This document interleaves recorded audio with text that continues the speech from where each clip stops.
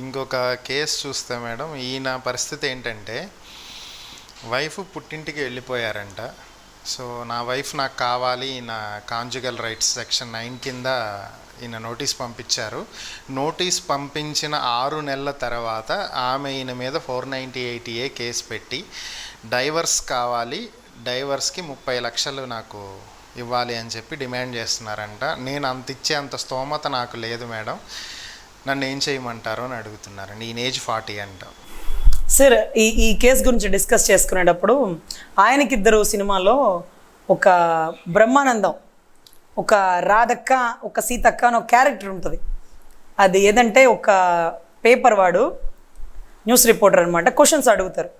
రాధక్క ఇలా మీరు అడిగినట్టుగానే నాకు ఇందాక నుంచి అదే గుర్తొస్తుంది. రాధక్క, మా ఆయన మిలిటరీకి వెళ్ళాడు, ఆయన వెళ్ళి 6 నెలలు అయింది, నాకు 8వ నెల కడుపు, ఇప్పుడు నన్ను ఏం చేయమంటావు అని.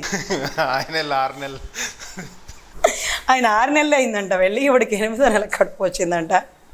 లేకపోతే 8 నెలలు అయిందో 6 నెలల కడుపు వచ్చిందో నాకేం అర్థం కాలేదు. కానీ ఫైనల్గా ఆయన చెప్పింది ఒకటి ఏంటంటే, ఈ బిడ్డకి డెలివరీ ఇచ్చి ఈ బిడ్డను అనాశరణాలయం వదిలేసి నువ్వు మాత్రం పక్కింటికి పోవద్దు అనే ఒక సలహా ఇస్తాడు.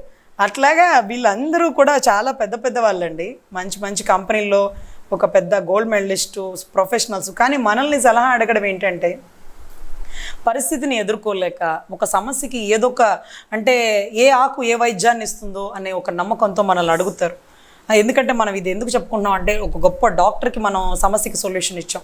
ఎంత కష్టపడితే అతను డాక్టర్ అవుతాడు, మీరు నేను అవ్వలేం కదా. ఖచ్చితంగా. సో అటువంటి వ్యక్తికి కూడా మనం సహాయం చేయగలుగుతున్నాం అంటే అది భగవంతుడు మనకిచ్చే శక్తిగా భావించాలి. సో ఇప్పుడు ఇతను అడుగుతున్నది ఏంటంటారు, తన భార్య 30 లక్షలు డిమాండ్ చేస్తుంది. సో దీనికి ఏంటంటే సార్, మెయిన్ కాంజుగల్ రైట్స్ అని ఒకటి ఉంటుంది. ఆల్రెడీ ఆయన వేసాడు కదా, అది వేశాడు కాబట్టి ఇవన్నీ వచ్చినాయి. ఆమెని రమ్మనకపోతే ఏ సమస్య ఉండదు సార్. రమ్మంటావా, నన్ను పిలుస్తావా, నువ్వు ఎవడురా నన్ను పిలవనీకి అని చెప్పి 498 వేసేస్తుంది. ఎందుకు 498 వేసిందంటే, కాంజుగల్ రైట్స్లో కాపురానికి రావాలి, ఎందుకు రావట్లేదు జడ్జి గారి ముందు చెప్పాలంటాడు. ఎందుకు రావట్లేదమ్మా అంటే, ఏంటండి సమస్య, క్వశ్చన్ వాడు చేశాడు, ఆన్సర్ ఇవాడు చెప్పింది, తప్పే ఉంది. అమ్మాయి నువ్వు రా అన్నాడు, నేను రాను నువ్వు వేధిస్తున్నావు అంటుంది.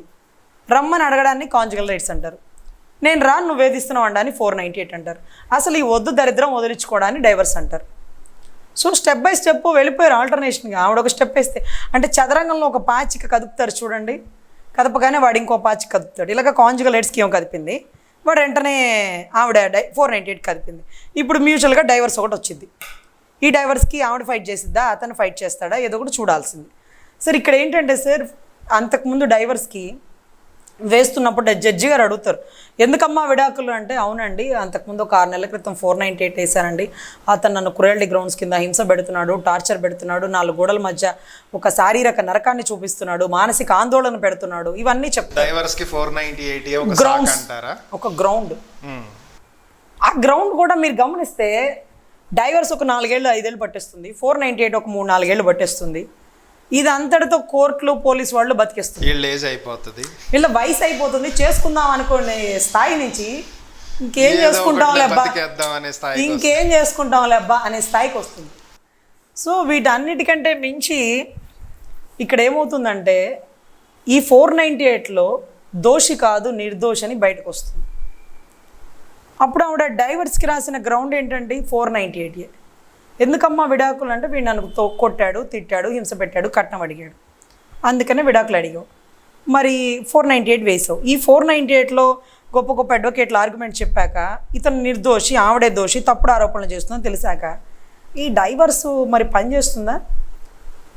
నిజంగా ఆవిడ ఇంటెన్షనల్గా వదిలించుకోవడానికి ఆవిడంతా ఆవిడ ఇష్టంగా వేసుకునే డైవర్స్ని వీడు వేధిస్తున్నాడని ఒక పురమాయించి కేసు వేసినప్పుడు, ఇక్కడ వీడు నిర్దోషి వచ్చినప్పుడు అక్కడ వీడు దోషి ఎలా అవుతాడు? అక్కడ వీడు దోషి కానప్పుడు ఆ కేసు ఎలా కంటిన్యూ అవుతుంది? డైవర్స్ క్యాన్సిల్ చేసేస్తారు కదా.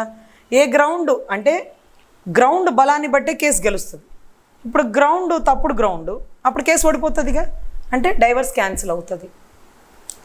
ఇది 4 ఏళ్ళు, అది 3 ఏళ్ళు ఇలాగ సైమల్టేనియస్గా జరుగుతూ ఉందండి. కానీ మీ భార్య ఏదైతే చేసిందో, మీకు ఒక అడ్వకేట్ సలహా ఇచ్చాడు, కాంజుగల్ రైట్స్కి వేవా అదే వచ్చిద్దని.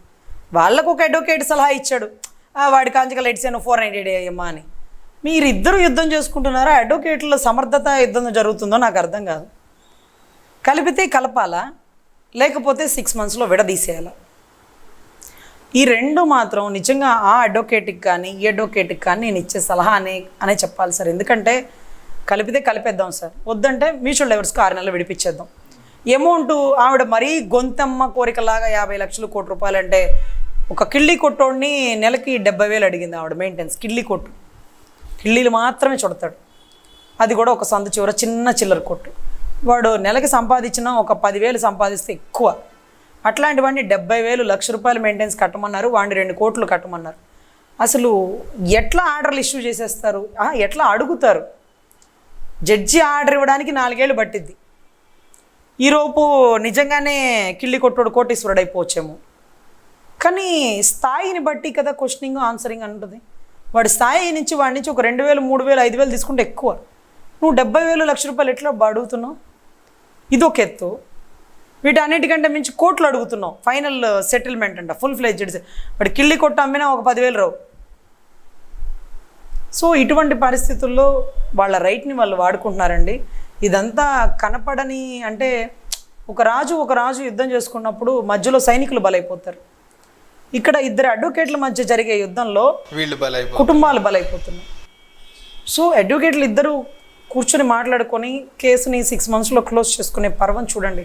ప్రతిదీ 3 ఏళ్ళు 4 ఏళ్ళు అవుతే మీకు కేసు ఇచ్చిన క్లయింట్ కూడా మానసిక శారీరక ఆర్థిక పరిస్థితులు మొత్తంగా చితికిపోతున్నారు. సో మీరు 3 ఏళ్ళకి 4 ఏళ్ళకి ఒక 2 లక్షలు ఖర్చు ఉంటుంది కదా, అప్పటికి ఒకేసారి 1 లక్ష తీసుకోండి, 6 నెలల్లో సెటిల్ చేసేయండి. వాళ్ళ స్తోమతను బట్టి, కేసు పరిస్థితిని బట్టి ఒక అమౌంట్ అడగండి, సెటిల్ చేసేయండి. ఇద్దరు కూర్చొని, అడ్వకేట్ కొంచెం మీరు కొంచెం, వాళ్ళ అమౌంట్ వాళ్ళకి సెటిల్ చేసేయండి. అంతేకాని డ్రాగాన్ చేస్తుంటే నిజంగా ఆకలి వేసినప్పుడు అన్నం తినకపోగా ఆయాసం వస్తున్నప్పుడు అన్నం తినాల్సిన పరిస్థితి వస్తుంది.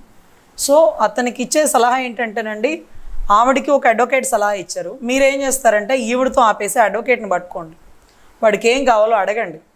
నువ్వు సెటిల్మెంట్ చేశారా బాబు, నీ అడ్వకేట్ దగ్గర నువ్వు ఒక 50,000 తీసుకొని నేను 1 లక్ష ఇస్తాను, ఏదో ఒకటి దరిద్రాన్ని వదిలిచ్చు, నీ క్లయింట్ దగ్గర నుంచి కొంత తీసుకొస్తుంది, నేను ఇంకో 1 లక్ష ఇస్తాను, కానీ ఇది 6 నెలల్లో కంప్లీట్ చేయి. డైవర్స్ది 50 లక్షలు నేను ఇవ్వలేను. నువ్వు కోర్టులో 4 ఏళ్ళు వేసినా జడ్జి గారు కూడా 50 లక్షలు కట్టమంటారు, నాకేమీ లేదు, నా కిడ్నీలు అమ్మి కట్టాల్సిందే. సో ఈ రకంగా నీకు జరగబోయేది నీకు తెలుసు, ఆ అమ్మాయికి తెలియకపోయినా. సో కూర్చొని సెటిల్మెంట్ చేయండి సార్, కొద్దిగా మా కుటుంబాలకు ఉపయోగకరంగా ఉంటుంది, మా కుటుంబ పరువు కూడా కోర్టుల చుట్టూ స్టేషన్ చుట్టూ తిరగలేము అని చెప్పచ్చు. సో ఈ రకంగా వాళ్ళు ఆ అడ్వకేట్తో మాట్లాడడం, ఎందుకంటే డైరెక్షన్ ఇచ్చేది అతను, వైఫ్ తరపున అడ్వకేట్, సూత్రధారి అతను, పాత్రధారి ఈవిడ. సో పాత్రధారిని వదిలేసి డైరెక్టర్ ఆర్టిస్ట్ దగ్గరికి వెళ్ళిపోతే ఈవిడ ఎట్లా చెప్తే అట్లా ప్లే చేస్తాడు. అమ్మా నీ రావు, నీ మొగుడు దగ్గర ఎంత పెట్టినా వాడికి ఏమి లేవంట కదా, నాకు చెప్పలేదు, ఇట్లా కాదులే, కూర్చొని పంచాయతీ పెడదాం, సెటిల్మెంట్ చేసేద్దాం, 50 ఇవ్వలేడు కానీ ఒక 5ో 10ో ఇచ్చుకుంటాడు, ఏదో ఒకటి చేద్దాం, చచ్చినోడు పెళ్ళికి వచ్చిందే కట్నం అని నువ్వు సెటిల్మెంట్ చేసి ఆ 5ో 10ో వేస్తే ఇస్తాడు, నీకు 1 లక్ష ఇస్తాడు.